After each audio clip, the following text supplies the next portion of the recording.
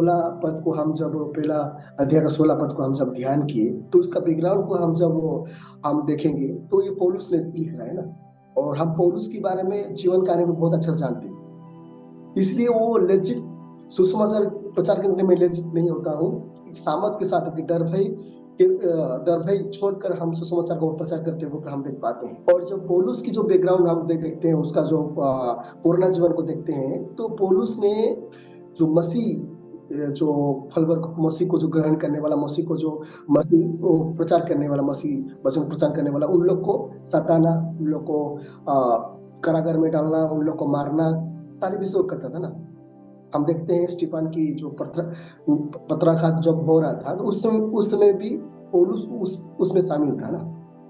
तो वैसे व्यक्ति वो पूरा एक्सपीरियंस आदमी है कि सताना कैसे मसीह लोगों को सताते हैं, कैसे पत्राघात करते हैं, कैसे उनको मारते हैं, उनका गला भी कर देते, कारागार में डालते हैं। वो एक्सपीरियंस इंसान क्योंकि वो खुद कर चुका है। तो ऐसे व्यक्ति सामर्थ के साथ दूसरे को सुसमाचार प्रचार करने के लिए वो क्या कर रहे हो, अगुवाई कर रहे हैं, उन लोग को सिखा रहा है, बता रहा है।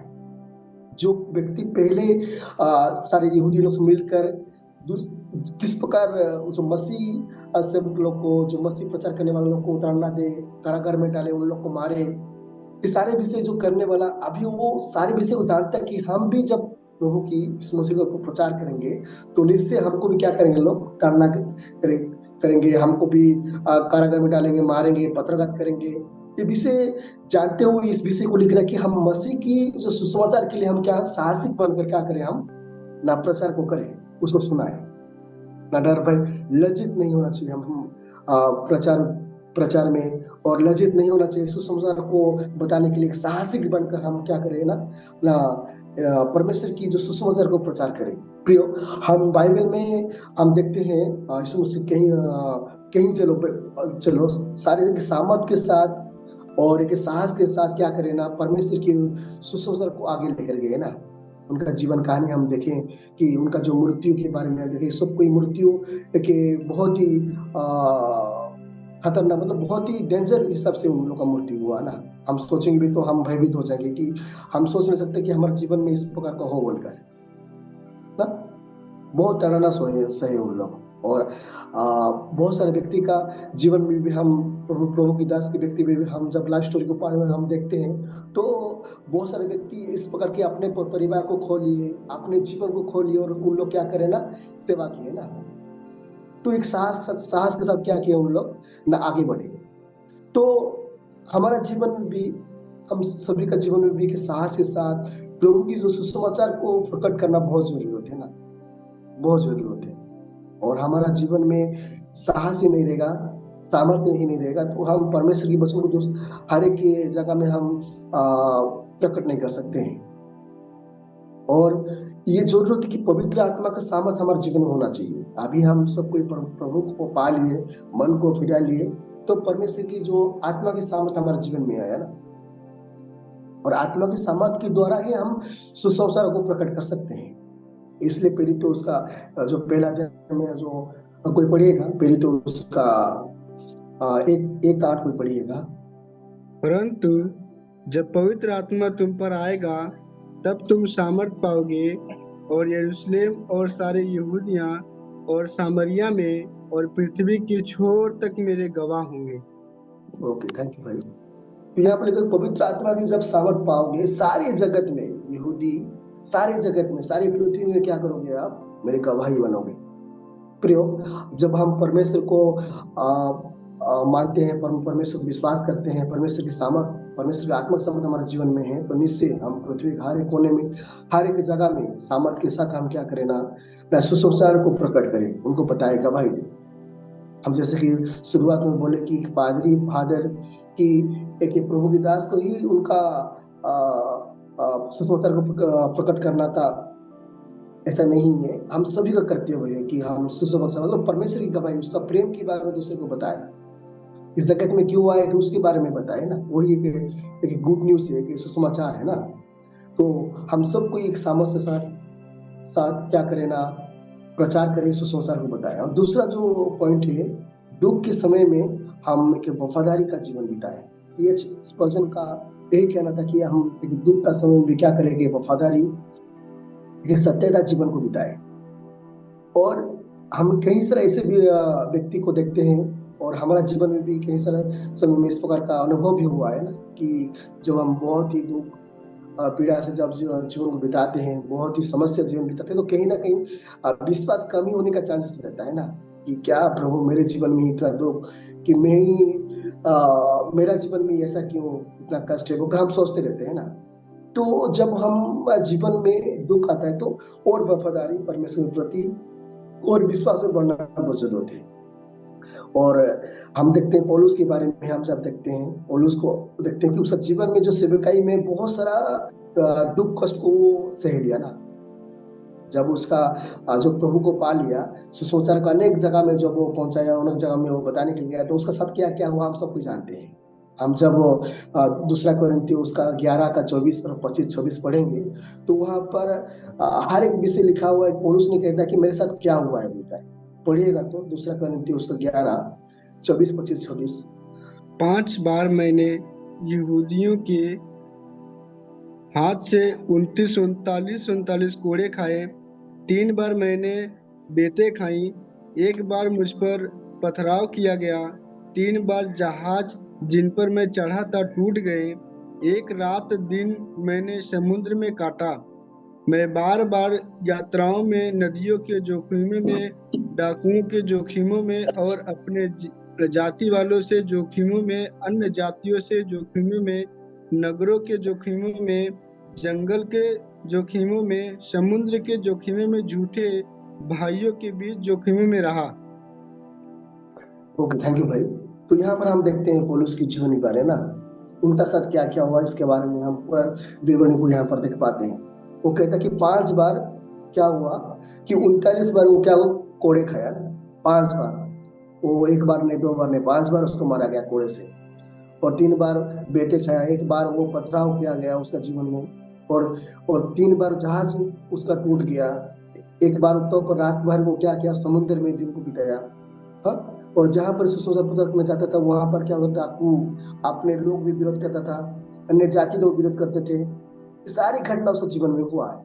देखिए प्रियो, हमारा जीवन में ऐसे होता, कोई हमको 5 बार, 1 बार भी कोड़ा मारता, और हमारा जीवन, हम एक रात भर हम समुद्र में बिताते, तो हम कैसे हम प्रचार करते हैं ना, एक सोच कर देखने विषय है ना। हम किस प्रकार उस समय में हम सच में हम एक वफादारी जीवन बिताते कि हम पीछे हट जाते हैं। लेकिन पौलुस ने पीछे नहीं हटा ना, कि वफादारी का जीवन बिताया, वो रियलिटी की सच्चाई का एक सेवा किया, वो सत्य का सेवा किया, वो चाहे वो उसको मारा जाए, चाहे वो उसका जहाज भर टूट जाए, चाहे वो रात भर समुद्र में बिताए ना, चाहे डाकू, चाहे अपने लोगों, अन्य जाति लोग उसको ताड़ना दे, तभी भी वो पीछे नहीं हटा ना। तभी भी वो, उसका जीवन में अविश्वास नहीं हुआ ना, एक विश्वास साथ में डाटे रहा, एक वफादार बनकर रहा। तो उस प्रकार हमारा जीवन में भी पौलुस से इस चीज सीखते हैं कि हम भी, चाहे हमारे जीवन में कई सारा दुख का समस्या आए, तो हम एक वफादारी अच्छा सत्यता की सेवा करें ना। और हमको कोई दुख आए, कोई समस्या आए, चाहे हमको कोई विरोध करे, तो हम पीछे हट जाए, ऐसा नहीं है ना। हमको डट कर रहना ना, प्रभु के लिए डट कर रहना है ना। और हम बाइबल में जो आयुब के बारे में देखते हैं, वो भी अपने विश्वास को नहीं खोया ना, एक वफादारी का जीवन बिताया। उसका जीवन में जब दुख आया, जो अपने पत्नी भी उसको साथ नहीं दिया, वो भी बोला कि आप परमेश्वर को छोड़कर मर जाओ, निंदा कर मर जाओ, तभी भी वो परमेश्वर पर निंदा नहीं किया ना, एक वफादारी जीवन बिताया वो। उस पर हमारा जीवन में ये एक वफादारी जीवन बिताना बहुत जरूरी है ना, वफादारी का सेवा। हमारा परिवार में कष्ट, हमारे व्यक्तिगत जीवन में कष्ट, समस्या सबका जीवन में आता है ना, लेकिन उस समस्या में हम वफादारी रहकर बिताना बहुत जरूरी होते हैं। और फिर हम सच में कि हमारा जीवन में जब दुख का समस्या आता है, तभी हमारे परीक्षा आता है ना, कि हम उस दुख को किस प्रकार झेलते हैं और एक सत्यता जीवन बिताते हैं। ये हमारे लिए के बड़ा विषय है। आज के समय में बहुत सारे ऐसे व्यक्ति को देखे हैं जो कि उनका जीवन में कुछ भी समस्या कुछ आएगा तो वो पीछे हट जाते हैं ना, कि नहीं हो पाता है, वो स्ट्रगल नहीं कर पाते, कि हम रह नहीं पाते हैं। हम लोग भी कहीं कहीं अविश्वास में हम खो जाते हैं, पीछे हट जाते हैं। एक अविश्वास एक गुण है ना, हमको दृढ़ विश्वास से वफादारी का जीवन बिताना चाहिए मसीह में। दुख के समय में भी, चाहे सुख के समय में भी, हमारा कुछ भी नष्ट हो, कुछ भी हमारा हानि हो, कि हमारा जीवन में कई सारा समस्या हो, अच्छा जीवन की वफादारी जीवन बिताना बहुत जरूरी है। और हम दुख के समय में वफादारी नहीं जीवन बिताएंगे तो वो स्वर्ग राज्य हमारे लिए नहीं है ना। पौलुस के जीवन में देखते हैं बहुत सारा दुख का समस्या आया, वो कभी भी अपने सेवक ही नहीं छोड़ा ना। दुख की वजह से वो सेवक ही नहीं छोड़ा, वो वफादारी बनकर वो अपने अंतिम जीवन तक को क्या किया, वो वफादारी बनकर अपने सेवा को करा। उस प्रकार हम भी सब कोई, हम दुख का समस्या कुछ भी आए, अंतिम समय तक हम क्या करें ना, वफादारी बनकर परमेश्वर के प्रति हम क्या जीवन को बिताएं, अच्छा सेवा करें। जब हम प्रियो हम वफादारी बनकर दुख के समय भी हम सेवा करेंगे, सत्यता बनकर रहेंगे, तो निश्चय परमेश्वर की आशीष, परमेश्वर की जो प्रतिज्ञा हमारे जीवन में है, निश्चय वो पूरा करेंगे। और हम दुख समय में, कष्ट के समय में पीछे हटेंगे तो वो प्रतिज्ञा हमारे जीवन जो यीशु मसीह जो हमारे प्रति किए हुए हैं, वो हमारे प्रति सफल नहीं होगा ना, सफल नहीं हो सकता है। इसलिए हम समस्या, पीड़ा, दुख में भी हम क्या करें ना, वफादारी का ये सेवा को हम क्या करें। उसके माध्यम से क्या कर सकते हैं ना, परमेश्वर जो हम आशीष को हम प्राप्त कर सकते हैं। और जो तीसरा पॉइंट हम देखते हैं कि मसीह केंद्रित सेवा, हम सब कोई ना मसीह केंद्रित सेवा करना बहुत जरूरी है ना। और C.H. स्पर्जन का यही कहना है कि मसीह केंद्रित सेवा करना इम्पोर्टेंट है, जरूरत है। और सेवा में हम अपने सोचा से, अपना प्लानिंग से, अपना बुद्धि से सेवा हम नहीं करना चाहिए ना। हमारा सोच हम जैसे चाहते हैं वैसे नहीं, परमेश्वर जैसे चाहते हैं, सोच जैसे चाहते हैं, उनकी अनुसार हम सेवा को करना, उनका लीड के द्वारा हम सेवा करना, उनका अगुवाई के द्वारा हम सेवा को आगे ले जाना बहुत जरूरत है। देखिए प्रियो, हम अच्छा एक उदाहरण, यीशु मसीह इस जगत में, इस दुनिया में आए तो दुनिया का सारे विषय छोड़कर वो परमेश्वर की आज्ञा को पूरा करने के लिए लाग पड़े ना। ओके, इस दुनिया में रहते हुए दुनिया की सारी विषय छोड़कर परमेश्वर की आज्ञा को पूरा करने के लिए, वो आज्ञा को मानने के लिए सारे विषय को लाग पड़े ना। तो उस प्रकार इस दुनिया में है, हम दुनिया का जो मोह माया से दूर होते हुए हम परमेश्वर की जो सोच है, परमेश्वर की जो इच्छा हमारे जीवन प्रति, उस विषय को लेकर हम आगे बढ़े, बहुत इंपॉर्टेंट है ना। लेकिन हमारा जीवन में वैसे हो नहीं पाता है ना। इस दुनिया में हम कहीं न कहीं दुनिया की कई सारे विषय में हम एंगेज हो जाते हैं, मिल जाते हैं सो करने के लिए, परंतु हम इस संसारिक विषय में, भौतिक विषय में ना पड़े हुए हम परमेश्वर की उनकी बातों को, उनका जो आज्ञा को हम माने, उनके अनुसार हम जीवन बिताए। मत्ती उसका 6 का हम 34 को जब हम ध्यान करते हैं, कोई पढ़िएगा मत्ती उसका 6 का 34। अतः कल की चिंता न करो, क्योंकि कल का दिन अपनी चिंता आप कर लेगा। आज के लिए आज का ही दुख बहुत है। ओके, 35 पढ़िएगा। इसलिए पहले तुम परमेश्वर के राज्य और उसके धर्म की खोज करो, तो ये सब वस्तुएं तुम्हें मिल जाएंगी। ओके, तो मसीह केंद्रित मतलब हम पहले परमेश्वर की राज को अनुसरण करें ना, परमेश्वर की राज के बारे में हम सोचें, परमेश्वर की राज को आगे लेने के लिए हम कोशिश करें।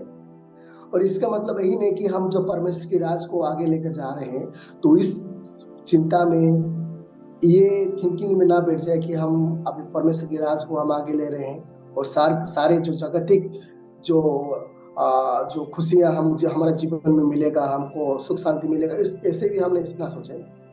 कई बार हम इस विषय को हम सोचते हैं कि हम परमेश्वर की राज को आगे ले जाएं तो परमेश्वर हमको सुख शांति, घर, बंगला, गाड़ी, पैसा, हर विषय देगा ना। परंतु नहीं, हमारा जो मसीह केंद्रित सेवा, हम पहले परमेश्वर के राज्य को आगे बढ़ाना कोशिश करें ना। और हर एक की जरूरत को पूरा करने वाला कौन है? वो यीशु मसीह है। हर एक जरूरत को वो समय अनुसार उसका इच्छा अनुसार वो क्या करेगा ना, हर एक विषय को, हर एक चीज को वो क्या करेगा, पूरा करेगा।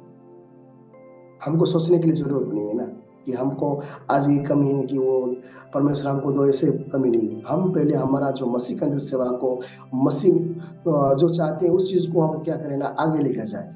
और हर एक विषय को हम क्या करेंगे ना, निश्चय वो क्या करें, आशीषित करेंगे और वो हमको निश्चय हमको देंगे। तो जो अंतिम जो पॉइंट को हम देख पाते हैं हमारा जीवन में, हम व्यक्तिगत मसीह प्रति हमारा रिश्ता किस प्रकार होना चाहिए। प्रियो, हमारा सभी का जीवन में हम मसीह में किस प्रकार रिश्ता बनाकर हम इस संसार में जी रहे हैं, ये बहुत इम्पोर्टेंट है ना, बहुत जरूरत है। और C.H. स्पर्जन उसका उनका जीवन मसीह प्रति एक घनिष्ठ, एक दृढ़ता, एक रिश्ता था। क्यों कि मतलब वो हमेशा परमेश्वर निकट में वो प्रार्थना में वो जीवन बिताते थे। तो उस प्रकार हम जब इस मसीह का साथ अच्छा रिश्ता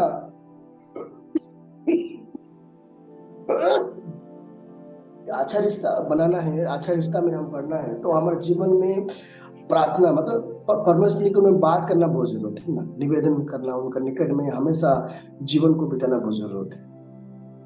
जब हम प्रार्थना करते हैं, उनका लिए समय को बिताते हैं, तो क्या अच्छा गहरा रिश्ता को बढ़ता है ना, यीशु मसीह और हमारा एक रिश्ता बढ़ता है। और प्रार्थना में नहीं है तो हमारा रिश्ता प्रभु यीशु मसीह से नहीं हो पाएगा। और दूसरा जो विषय है वो वचन को ध्यान करना। हम जब परमेश्वर वचन को ध्यान करते हैं तो परमेश्वर की गहराई को हम समझ पाते हैं और जान पाते हैं। और इस जगत में भी एक अच्छा कि आत्मिक जीवन बिताने के लिए वचन हमको क्या करता है, वो लीड करता है। और वचन को हम ध्यान नहीं करेंगे तो आत्मिकता और परमेश्वर को हम नहीं समझ पाएंगे ना। तो हमारे जीवन में हम व्यक्तिगत मसीह को एक अच्छा रिश्ता बनाने के लिए क्या करना चाहिए कि प्रार्थना का जीवन और मसीह का वचन को दिवारात्र मतलब दिन रात क्या करना चाहिए, उसको ध्यान करना चाहिए। कहीं ना कहीं इस विषय हम हमेशा नहीं कर पाते, और ये बहुत जरूरत है कि हम उसको करें, कि हम प्रार्थना में जीवन बिताए और वचन में जीवन बिताए, ये जरूरत है। आज जो हम जो C.H. स्पर्जन की जो उपदेश के बारे में, बाइबल के उपदेश के बारे में हम ध्यान किए कि सुसमाचार की हम जहां पर बजाय एक सामर्थ के द्वारा हम क्या करें ना, दूसरे को सुनाए, ये कि हम किसी को कॉम्प्रोमाइज ना करें ना। अभी बहुत सारा ऐसे होता है कि हम कॉम्प्रोमाइज करते हैं, हम अपने विश्वासी अपने लोगों प्रति किसी प्रकार कॉम्प्रोमाइज करते हैं प्रचार में, कि उनको सही जो लगता है, उनको जो सटीक लगता है, उनको जो खुश करने के लिए हम उस वचन उनको कहते हैं ना। चाहे उन लोग गलत रास्ता में हो, चाहे बुरा रास्ता में हो, तो उनको हम सामर्थ के साथ सटीक हिसाब से उन लोग को अपने मतलब वचन के अनुसार उन लोग को प्रचार नहीं करते। क्योंकि हम बोलेंगे तो कहीं ना कहीं उन लोग छोड़ देंगे, चाहे मसीह पीछे हो जाएंगे, चाहे उन लोग को नाराज हो जाएंगे, मगर हम ना एक सामर्थ के साथ हम नहीं कहते हैं। लेकिन बहुत जरूरत है कि अपने कलीसिया, अपने भाई, अपने बहन, अपने कहीं पर भी हम सामर्थ के साथ, वचन को दृढ़ता के साथ हम दूसरे के साथ हम ना अपने सुसमाचार को, वचन को हम रखें ना। चाहे वो थोड़ा समय के लिए उसको मन दुख हो, कुछ भी हो, लेकिन हमारा कर्तव्य है कि हम सामर्थ के साथ जो फैक्ट है, सच्चाई है, हम उसको रखना बहुत जरूरत है। हम किसी को खुश करने के लिए हमको प्रचार करना जरूरत नहीं है ना। और दूसरा कि दुख के समय में भी वफादारी का सेवा बहुत जरूरत है। हमारा जीवन में जब दुख आएगा तो तभी भी हम वफादारी, सत्यता का जीवन बिताए और मसीह में हम बढ़े और परमेश्वर जो आशीष को हम प्राप्त करें। तीसरा जो पॉइंट को हम देखें कि मसीह केंद्रित, मसीह का अनुसार हम जीवन को बिताए, मसीह के अनुसार हम सेवा को करें, कि अपना स्व इच्छा से नहीं, कि अपना थिंकिंग से नहीं, अपनी बुद्धि से नहीं, लेकिन मसीह का जो अगुवाई से हम सब करेंगे तो सेवा निश्चय वो बढ़ेगा और तो मसीह केंद्रित सेवा होगा। और हमारा जीवन में हम व्यक्तिगत मसीह को जो रिश्ता प्रार्थना के माध्यम से और वचन के माध्यम से हम क्या करें ना, एक अच्छा रिश्ता इस मसीह के प्रति हम बनाए। इस वचन के माध्यम से प्रभु हम सभी को आशीष दे। हम इस समय सर को देते हैं। थैंक यू मनोज, परमेश्वर आपको आशीष करें। हम आकर प्रार्थना करेंगे। मैं चाहता हूँ कि हमारे बीच में कोई आकर प्रार्थना कीजिएगा और इस सारा को नहीं समाप्त करेंगे। चलिए हम प्रार्थना करेंगे। प्यारे खुदा परमेश्वर, इस सुंदर समय के लिए मैं प्रार्थना करता हूँ और धन्यवाद करता हूँ। हमारे जीवन में हम निष्ठा से हमारे कार्यों को, हमारे जिम्मेदारियों को निभाने के लिए हमें सहायता करें। प्रभु यीशु मसीह, कई सारे लोग सेवा करते हैं, कई सारे लोग अपने हाथों में दिए सोशल वर्क करते हैं। प्रभु जी, कोई भी काम हो वो आपके महिमा करने की योजना और योजना लेकर आगे बढ़ने के लिए हम सबको मदद करें। हमारे इस जूम ऐप में जुड़े हुए हर एक एक व्यक्ति को प्रत्येक रीति से आप आशीष करें, उनके जीवन के अनुसार उनके जीवन में प्रतिफल दे। सारी प्रार्थना यीशु मसीह के पवित्र नाम से विनती करते हैं पिता, आमीन।